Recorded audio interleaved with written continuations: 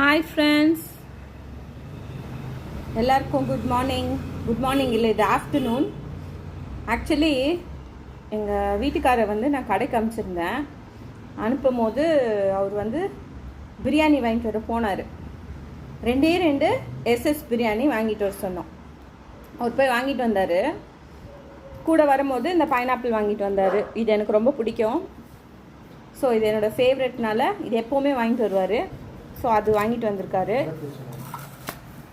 இங்கே பாருங்க, 1 2 3 4 5 6 7 8 9 packets of இது என்னது தெரியுமா? ரைத்தா, ஸ்வீட்டு, அப்புறம் கத்திரிக்காய் சட்னி.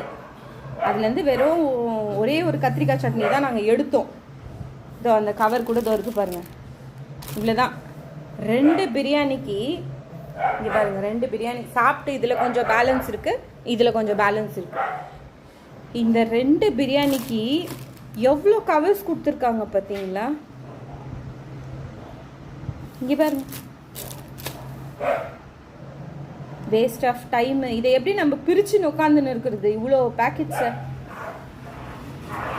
பேக்கெட்ஸை போட்டு கொடுத்து அதை நம்ம பிரிக்கணும். அதுக்கு கயிறு எவ்வளோ மணி வேஸ்ட்டு பாருங்கள். இந்த கவரு, இந்த த்ரெட்டு.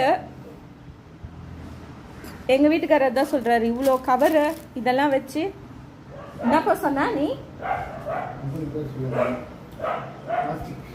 பிளாஸ்டிக் பாருங்க, இதெல்லாம் குப்பை தொட்டிக்கு தான் போகுது. பொல்யூஷன் ஜாஸ்தி. இவ்வளோ 2 பிரியாணிக்கு 9 கவர்ஸ்ன்றது ரொம்ப அதிகம். ப்ளஸ் எக்ஸ்ட்ரா இந்த கவர் வேறு. எதில் போக போதோ தெரியல வேர்ல்டு. ஓகே ஃப்ரெண்ட்ஸ், பாய்.